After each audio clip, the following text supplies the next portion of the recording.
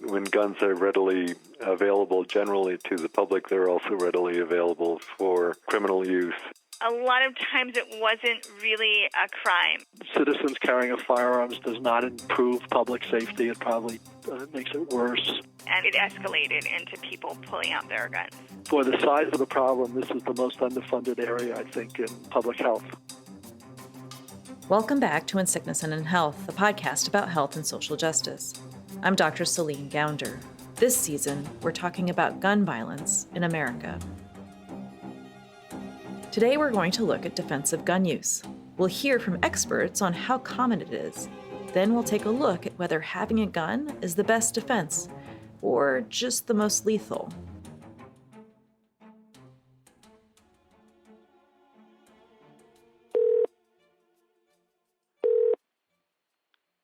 Hello? Hi, good morning, David. This is Céline Gounder calling. Hi, how are you? I'm good. How are you doing? I'm glad it's Gounder and not Go Under. It's funny that you say that. My father used to say... This is David Hemenway.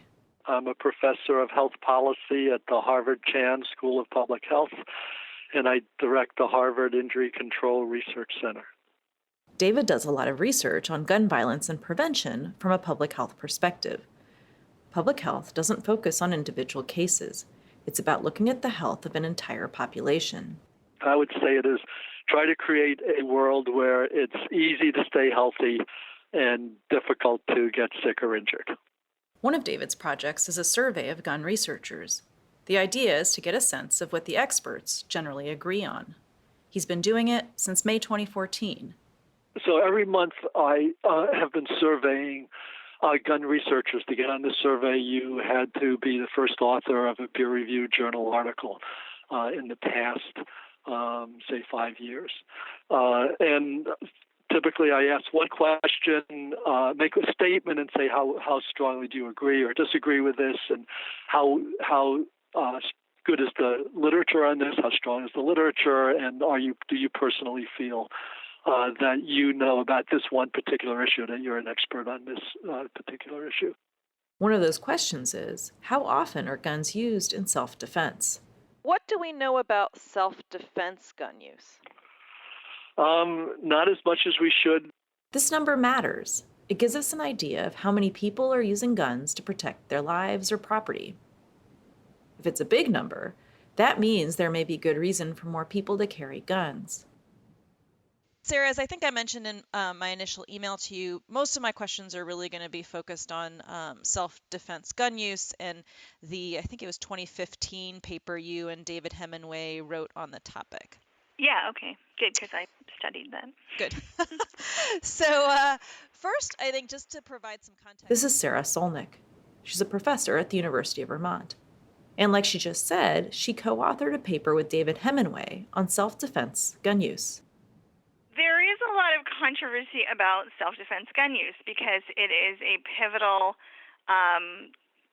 reason for people to own guns. How common is it for people to actually use their guns in self-defense, which is what so many people say they're owning the guns for that purpose. And of course you can read about anecdotes and individual instances, but we want to get a really population-based measure. So Sara and David looked to the biggest data source they could find, the National Crime Victimization Survey. So this is a survey that the Department of Justice does, and they anytime that you see news reports about the crime rate, it's from this study. This gets a little into the weeds, but it's important. The Bureau of Justice Statistics has been interviewing Americans about criminal victimization since the 1970s. Almost 225,000 people every year. Respondents get asked detailed questions about crime they may have experienced. If you hear a national crime stat on the news, it's likely coming from this survey.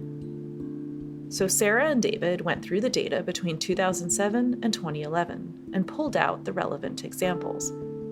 Here's what they found.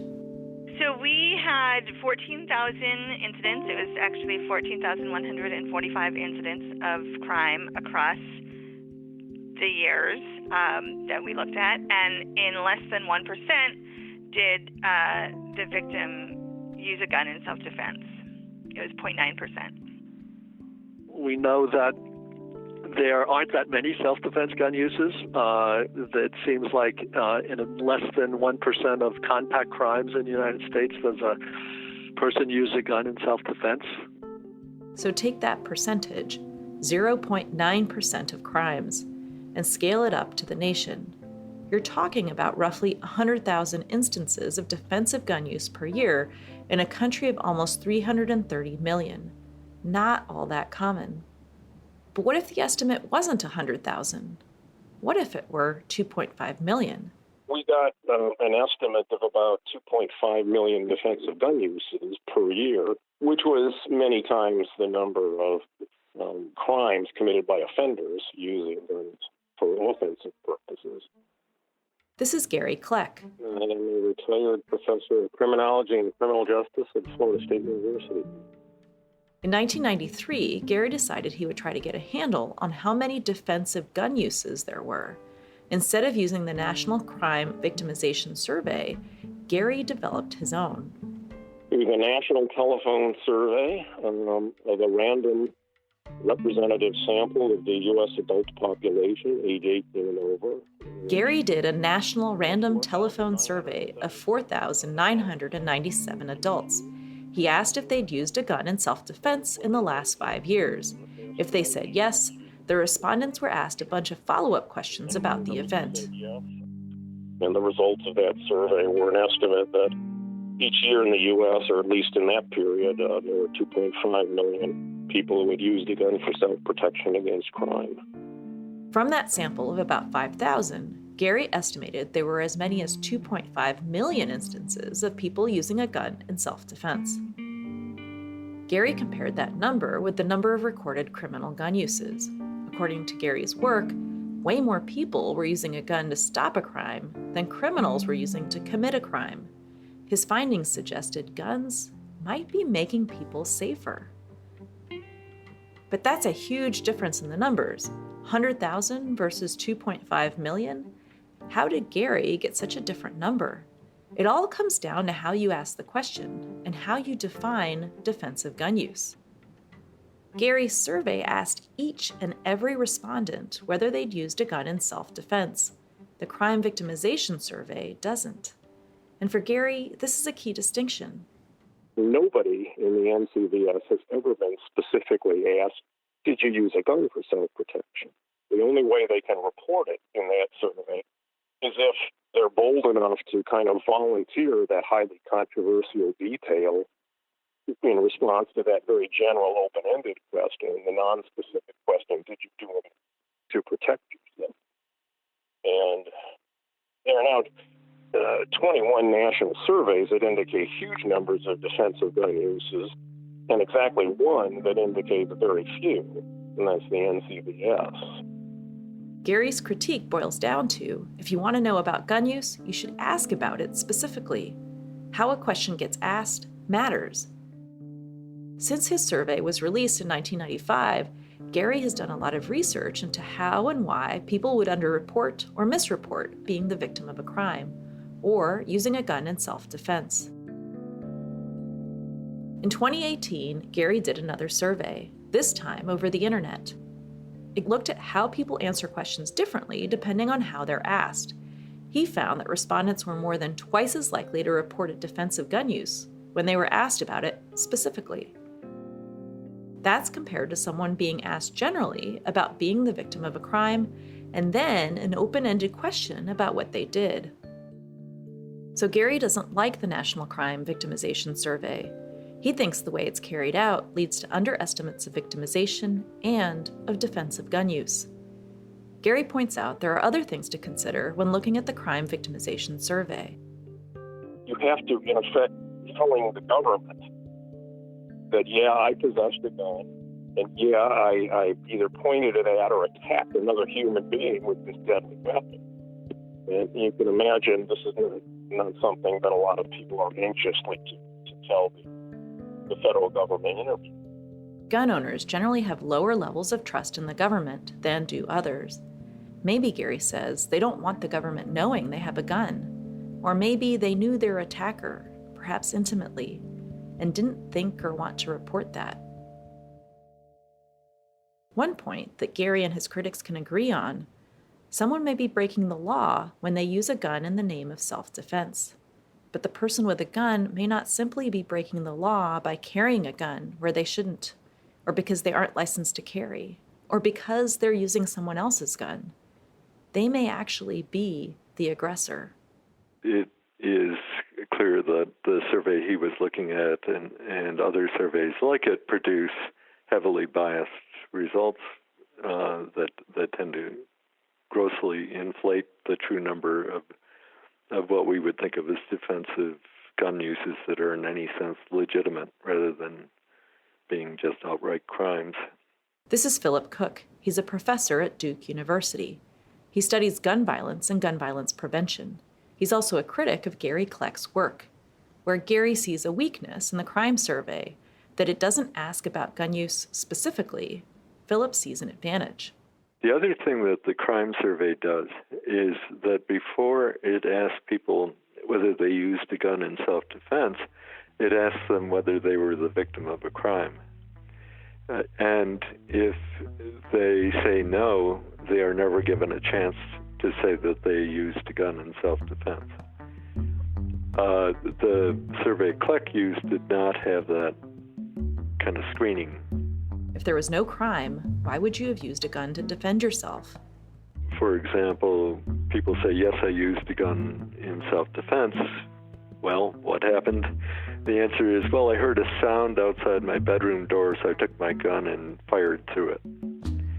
Or, I was looking out my window and I saw a couple of kids standing near my car, so I took my gun and pointed it at them and told them to go away.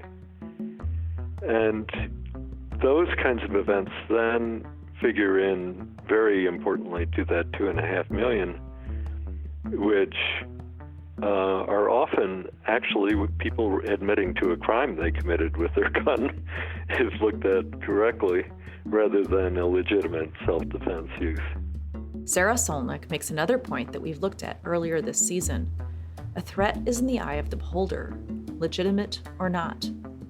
Is it possible that in these private surveys, as you were describing some of the differences in methodology, that how people define self-defense may be also a big factor here, that you're including a lot more under quote-unquote self-defense in some of these private surveys?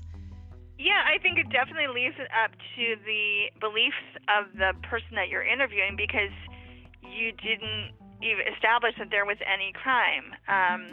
So people can say that it was an incident of self-defense without anything ever happening, but they can say, wow, I really needed my gun on that day.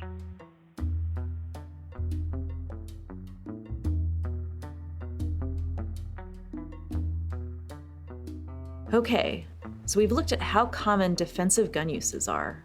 So when a gun is used, how effective is it at protecting us?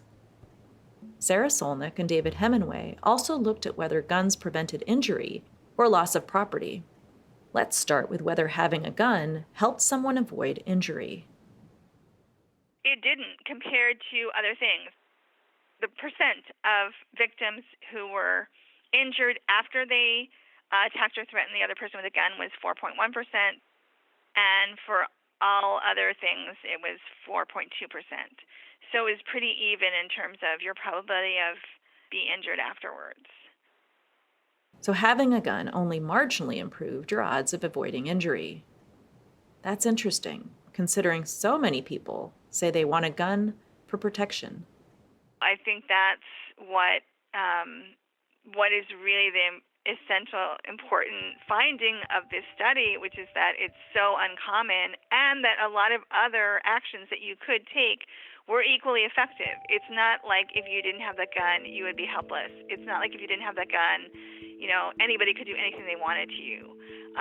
People, in those horrible moments, they fight back in some way, or they figure out the best way for them to survive or escape injury, and a lot of times those actions work as well as for that tiny percent of people that used a gun. Philip Cook. Based on that, there are, of course, some people who say, yes, I defended myself with a gun, and others that used a different weapon.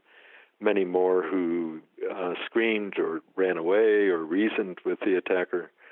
And it's very hard to see any advantage for a gun from those data in terms of the likelihood that the victim ends up being injured.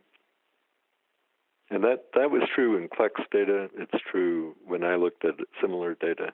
That's what we have. Okay, so what about property crimes? We did find that it was effective with property crimes. We're not just looking at whether the gun use was effective, but how did it compare to all the other things that people did in these circumstances. So when I say that it was effective with the property crimes, we're comparing it to all those other kinds of actions that people took. Actions like using a knife or a baseball bat, or something else, like screaming or running away. David and Sara found that 39% of people who tried to protect themselves with a gun lost property during an attempted robbery or burglary. That compares to only 35% of people who lost property when they used a weapon, other than a gun. So guns didn't prevent theft any better than did other weapons. We know that there are maybe thousands, maybe tens of thousands of self-defense gun uses in the United States, but the evidence seems to indicate that there's so many other things you could do to protect yourselves equally well without a gun as with a gun. And the problem is that bringing a gun into your house or carrying a gun really increases your risk of lots of problems, such as suicide, homicide, and unintentional firearm injury, as well as getting your gun stolen and then being used by other people. That last line matters. Remember that David and Sara are looking at this from a public health lens. Do the risks of having a gun in your home, suicide, homicide, gun-related accidents, outweigh the benefits of having it for your protection? And then there's another risk. Having a gun might actually attract crime. One area that I looked at with Jens Ludwig was on the question of residential burglary. Philip Cook again. And we studied that topic simply because there had been a lot of discussion over the years that neighborhoods where a lot of the homeowners were armed did not have to worry about burglary because the burglars would be scared to break in there for fear of meeting the owner locked and loaded. Common sense, right? Don't risk a burglary when you could be looking down the barrel of a gun. But this is a case where common sense didn't play out in the numbers. Instead, what we found was that areas with higher rates of gun ownership actually had higher rates of burglary than areas with lower rates. It seemed pretty clear once you think about it. Homes that have guns in them are attractive targets to burglars because their guns are easy to steal, easy to carry out, and readily fenced and sold for high prices. So, in fact, the guns that were supposed to be protecting homes were actually having the reverse effect. Gun advocates often point to another idea that again sounds like common sense. More guns mean people will behave better because the alternative is, well, getting shot. This is sometimes called the polite society argument. There, the evidence seems to be very, very, very, very strong. That was David Hemenway again. Studies have found that a gun does indeed change the way people behave, just not always in the best way. There actually is an incredible literature that indicates just showing people guns changes their behavior, changes their attitudes, makes them more aggressive. There might be, quote, good guys with guns out there, but gun owners are good guys with guns until, well, they're not. Ran strong as a man was sentenced for a deadly road rage incident in Chester County. Take the case of a young woman shot and killed in a road rage incident in Pennsylvania in 2018. Police say Bianca Roberson was driving southbound on Route 100 in West Goshen Township when Desper tried to merge. Then authorities say in a fit of rage, Desper shot Roberson in the head, then led police on a manhunt for sevevel days. What we found is that the people who are carrying guns in cars are just the completely wrong type of people. They're people who have lots of other problems. They're more likely to drive badly, and they're more likely to get angry, and they're more likely to give other people the finger. They're more likely to illegally follow too closely. And so, not surprisingly, we have a number of times that people have, these road rage incidents and somebody brings out a gun. David's research found similar results when he looked at colleges with campus carry. The study asked about concealed carry alongside questions about college drinking. So what we found out is who has guns on college campuses were, again, the people you'd rather not have guns. These were people who were and we had all the alcohol questions. They were more likely to abuse alcohol in every possible way you could imagine. They were more likely to drink and drive. They were more likely to need an alcohol eye-opener in the morning. They were more likely to get in fights because of alcohol, and on and on and on. So it was not the type of people one would hope would have had guns at college. Another example that comes to mind is a shooting that happened in a Florida movie theater in 2014. The Pasco County Sheriff's Department has identified the alleged shooter at a Florida movie theater Monday as 71-year-old Curtis Reeves. It started as a simple argument about texting during a movie. But then things got heated. One guy threw popcorn. The other guy, a retired police officer, shot him. The man later died. The woman has non-life-threatening injuries.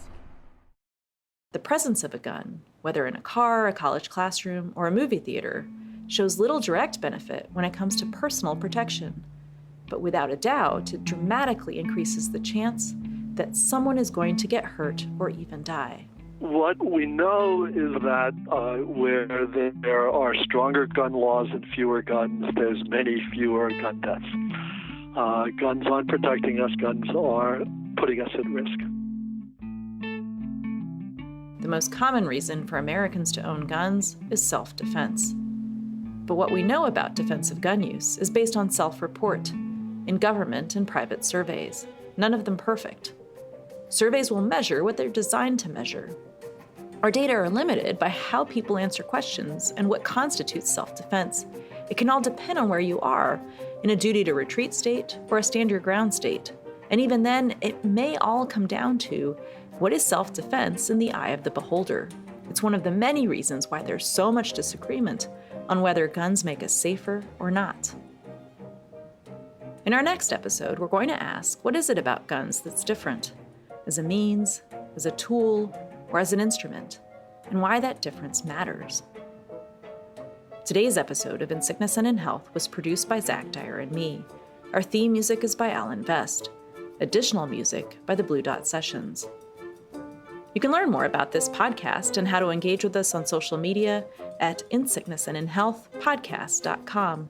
That's insicknessandinhealthpodcast.com. If you like what you hear, please leave us a review on Apple Podcasts. It helps more people find out about the show. I'm Dr. Céline Gounder. This is In Sickness and in Health.